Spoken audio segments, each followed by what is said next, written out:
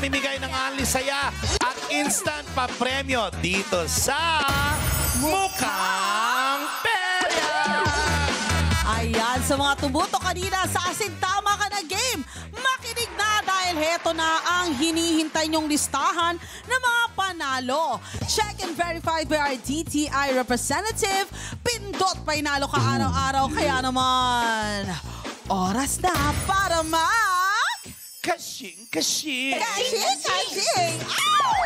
Congratulations! Florence Almarines, Roy Villarreal, Joseph Tamayo, Dante Buros, and Ronaldine Gadi. Ayun meron na kayong 100 pesos dyan. Ako, Sana all. eto na, subukin ang swerte sa pailaro para pindot painalo ka sa Mukhang Perya. Nako, thank you Perya much sa lahat ng tumutok at nakisali sa ating mga larong Perya simula kaninang 6 p.m. Sana ay nag-enjoy at nanalo kayo.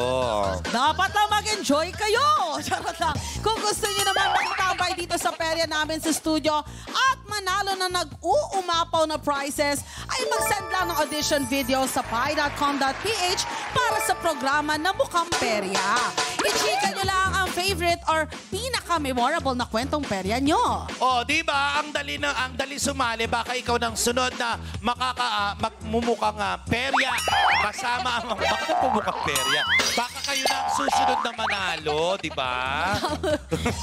Ano yung sinasabi Ikaw ko? yung next na magmumukhang Perya. Tama. Bakit magmumukhang Perya? Hindi, malay manalo, di ba? Tama, oo. Oo, eto na, sarado na ngayong gabi ang mga palaro sa Perya. Pero huwag kayong mag-alala, mga katropay, dahil bukas ay magkakasama pa rin tayo para sa isa na namang Peryang sayang bonding experience na only ang taya at instant ang panalo. Tama, kami ang una at huli niyong makakasama sa pagtambay niyo sa Pi gabi-gabi. Magsisimula ang saya ng 6 p.m. at magbabalik ang pagbubukas ng Perya tuwing 9 p.m. araw-araw. Kaya mag-ipon lang ng swerte at sumali ulit bukas dito sa Peryang walang talo. Puro panalo. Ito ang